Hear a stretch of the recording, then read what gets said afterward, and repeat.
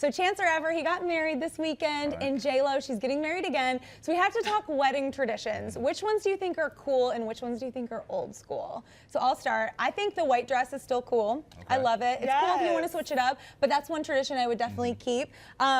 I also like tossing the bouquet, but I think tossing the garter has got to go. That's such a creepy little situation, especially when they like get it with their teeth off of the bride. I just think that's so weird and gives everyone a really strange visual. Are you guys when you have all your loved ones, your parents, your grandparents, you have like all the people in your family there. It's just so weird. I just want it to be over as soon as it starts. They treat it really intimately. I'm like, okay, you got to remember that, like you said, your parents are here, your aunts, uncles, little kids maybe. It's like, all right, just tone it down. You're not in a room by yourself. Just chill out. 100%. Definitely. Yeah, so I do definitely feel you on the veil and the dress. Like, I love that, just the tradition. I don't understand why anyone wouldn't want to wear a veil, because it's just like that extra accessory that you'll probably never get again in your life. I don't know if I would wear a veil. You don't think you would? I don't think so. I wore a veil. I had a 14-foot veil, of course. Why not? What? 14 feet? Did you have a veil carrier? I probably should have. Now, I wish you had been around when I got married, and I probably would have had a veil carrier. Oh my gosh. So, because imagine, like, you never, ever get a chance to wear a veil ever again. I was like, I'm going hard, okay? Yeah. Well, coming from the groom, I would love to see my bride in a veil. Because my wife and I, when we got married, she did wear one. We didn't see each other for about a week. So when I saw her, she came down the aisle. You know, I was trying to be tough, trying to hold everything in. But when I saw her, just waterworks. Everything came down. So, that's so and when the veil was lifted, she was beautiful. So did you guys intentionally not see each other for a week? We did. We intentionally didn't see each other for a week. And that was really hard. It was really difficult. Because right before the wedding, at least for me anyway, it was like the most stressful part of the wedding. It's when all the last deposits are due, all the money's coming together, all the last little details that you didn't think about, that nobody tells you to think about. So I can't imagine like being without my partner. But we did do the day of. So the ceremony, the day of, we had an evening ceremony that we did not see each other. That was not by choice. All of our friends and family kept us separated, and I thought it was so annoying. I thought it was an outdated, tradition. See, I was gonna say we should throw that tradition out of the not seeing each other and the first look being at the wedding. I think it's really sweet when you see the groom's reaction and everything. But it makes, when you don't see each other before the wedding, that means you're doing pictures after the wedding, which means everyone's waiting hours and they're hungry and they're waiting to eat. I prefer when people take pictures before the wedding and then it's just a nonstop hangs after. You're saying from the guest perspective, you don't want to wait. Yeah, right. I agree on that. But taking the pictures before the wedding would be ideal, because we didn't do that, and it was just that gap that we had from when the ceremony ended to when everybody transitioned over to the reception. We were taking pictures. I was starving. I'm like, all right, I'm not going to make it. I need to have something, because it was just so difficult, because you're trying to get the groomsmen, you're trying to get the bridesmaids, everybody just in those shots. It's tough. Did you wait to take your pictures until after the wedding? We did do it afterwards, but we had a cocktail hour for our guests, so they drank while we were taking pictures. We probably could have saved them money if we took the pictures beforehand, but because we take pictures with everybody, so it's not just me and the groom, it's also all the groomsmen and all the bridesmaids, so everyone would have seen me beforehand. You know what I mean? What about throwing rice? Is that still in? I think if I you like feel sparklers. I feel like doing sparklers. I guess that's like an updated. Yeah, that's an updated version. And it's like a fun, really interactive activity for all the guests. I just imagine rice like all in my hair. I wore my hair natural for my wedding. I just imagine like trying to pick out rice out of my hair. It just wouldn't. It wouldn't work. You feel like you were time warped back to the 70s. No, not rice. My wife was like, no, we're not doing that. So we're just give it the hand claps, everything. Here's another one. A groom's cake. A groom's cake. This one I don't even know. Have you heard of this one? I have not. Is that the tiny cake? It is a tiny cake. Like that's how passe, how old this tradition is, and it needs to die. They told me I needed a groom's cake, and I was like, no, he doesn't even like cake. We don't need a groom's cake. They talked me into getting a groom's cake. Really? $500 for a groom's cake. Guess who ate it?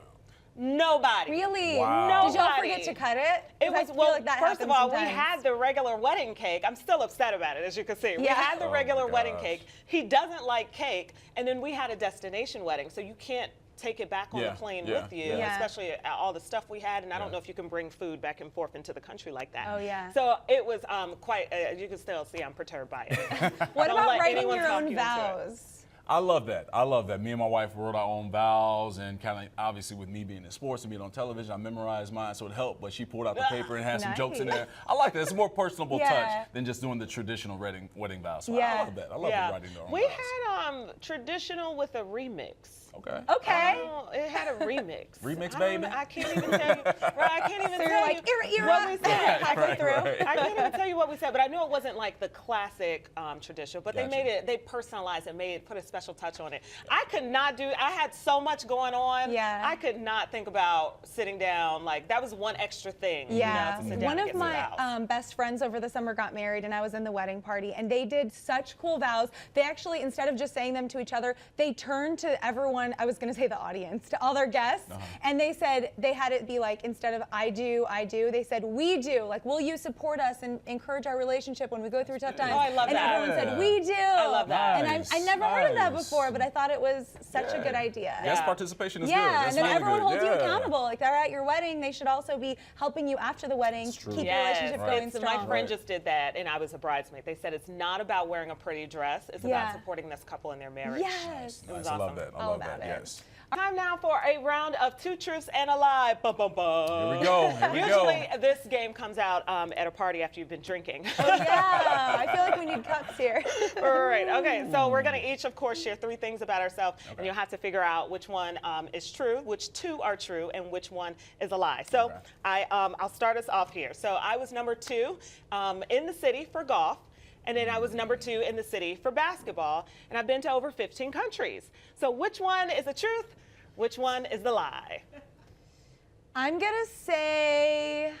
I don't think you know this, Carly. I'm going to say the lie is 15 countries, because that one would be easy to fib. It could be 14 or it could be 16. Yeah, that's an exact what number, I right? think. 15 is a very specific. In Carly, between the lines. Yeah, Carly and I are going to tag team on this. Like, Yeah. I think 15 is a very specific number. So, yeah, we'll say that one. And That's you the always lie. say that you want to travel more, so maybe you aren't at 15 yet. Okay. And, yeah. So I'm just going to piggyback with Carly. Yeah, Yeah, we're going to do that. Let me Okay, just lean on finally. you. Yeah, we're going to do this. It was wrong. Did you hear the buzzer?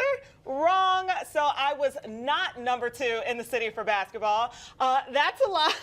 I was not. I did play basketball. I was just not that good at it. Oh, okay. I wasn't even number 2 on the B team, so I'm just impressed with your skills. But for golf, I was, and then I've actually been to 16 different countries. Yeah, okay. and I hope that number keeps going up. Yes. Yeah, All right, definitely. Cameron, you're next. All right, so 2 truths and a lie for me. So I can name the colleges that all current NBA players attended. Oh, wow. Was a stunt double for Columbus Short in the movie Stomp the Yard. Oh, yeah, and you do look like teammates him. with LeBron James at one point during our high school basketball careers. This is hard. It's a tough one. This was a tough one. So I feel like I could say no to all these, but then I feel like you could be, yep, I did that. So you do look like you could be Columbus Short.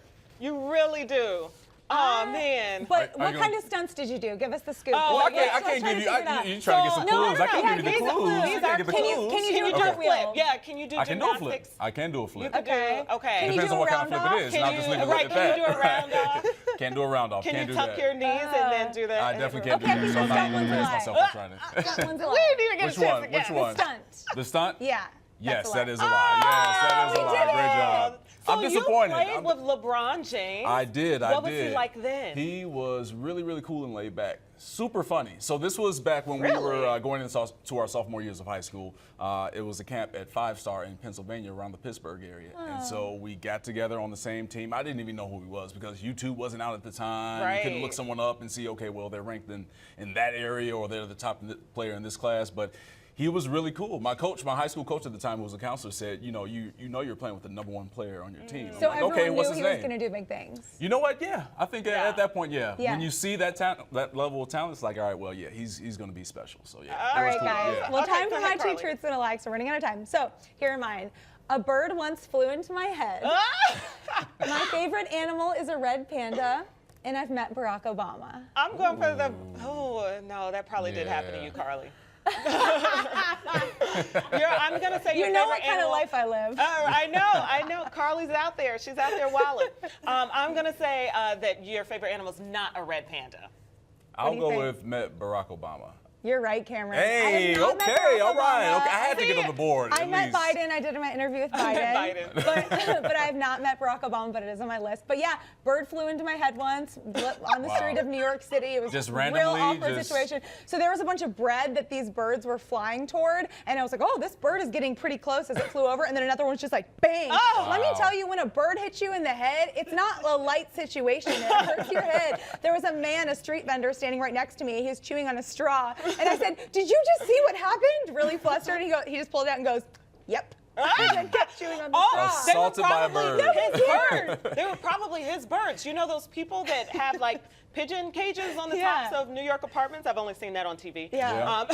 No, there's just stray pigeons everywhere. But yeah, that really happened. And I think red pandas are super cute.